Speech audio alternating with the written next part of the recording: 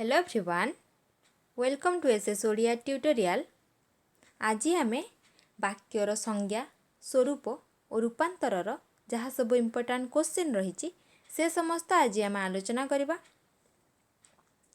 प्रथम प्रश्न होउची केते गुड़िए अर्थवाची शब्द मिलित होई मनर भाव को पूर्ण रूपे प्रकाश कले ताहाको कौन कहुए?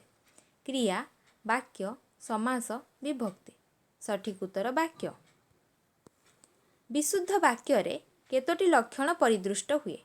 2टी, 3टी, 4टी, 5टी। सठिक उत्तर 3टी। अर्थबोध निमित्त गोटिए पद अन्य पद बा पदमानंकर अपेक्षा रखिले ताहाको कौन कहुए? आकांक्षा, योग्यता, वाक्यांश, आसक्ति। ताहाको आकांक्षा कहुए। वाक्य मध्यरे पदमानंकर परस्पर विरोधी न हेबा वाक्यर एक प्रमुख लक्षण। यही लक्षण को कौन कहुए? वाक्यांश, आसक्ति, आकांक्षा, योग्यता। सठिक उत्तर होउछि योग्यता। वाक्यर गठन दृष्टि वाक्य को केते भागरे विभक्त करा जायछि? 2 भाग, 3 भाग, 4 भाग, 5 भाग। सठिक उत्तर 3 भाग। जो वाक्य गोटे मात्र समापिका क्रिया थाए ताहाको क्यों प्रकार वाक्य कहा जाए? सरल वाक्य, यौगिक वाक्य, जटिल वाक्य, मिश्र वाक्य। सठिक उत्तर होउछि सरल वाक्य।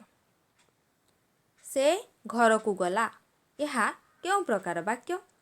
जटिल वाक्य, सरल वाक्य, मिश्र वाक्य, यौगिक वाक्य। सठिक उत्तर होउछि सरल वाक्य।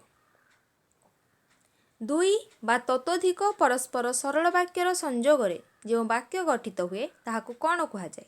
मिश्र वाक्य, सरल वाक्य, यौगिक वाक्य, जटिल वाक्य। सठिक उत्तर होउछि यौगिक वाक्य। सर्वदा सत कथा कहिबा उचित किंतु एही सत द्वारा से आज सर्वशांत, यह क्यों प्रकार वाक्य? सरल वाक्य, जटिल वाक्य, मिश्र वाक्य, यौगिक वाक्य। यह होउछि यौगिक वाक्य। परस्पर सापेक्ष 2 बा ततोधिक खंड वाक्यर मिलन रे जो वाक्य गठित हुए ताहाको कौन कहुए? मिश्र वाक्य, जटिल वाक्य, सरल वाक्य, यौगिक वाक्य। ताहाको जटिल वाक्य कहुए। तुमे जदि मो कथा अनुसार काम करिथांत आज तुमको ए असुविधा भोगिबाकू पड़ी न थांता, यह क्यों प्रकार वाक्य? जटिल वाक्य, यौगिक वाक्य, मिश्र वाक्य, सरल वाक्य। यह होउछि जटिल वाक्य। जो वाक्य यौगिक और जटिल किंबा जटिल और सरल उभय प्रकार वाक्यर सम्मिश्रण परिलक्षित हुए ताहाको क्यों प्रकार वाक्य कहुए? मिश्र वाक्य, जटिल वाक्य, यौगिक वाक्य, सरल वाक्य। ताहाको मिश्र वाक्य कहुए। मिश्र वाक्य क्यों वाक्यर अंतर्भुक्त?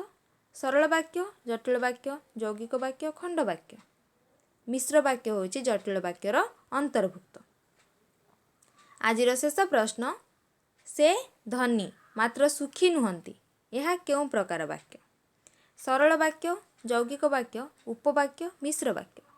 यह होउछि यौगिक वाक्य।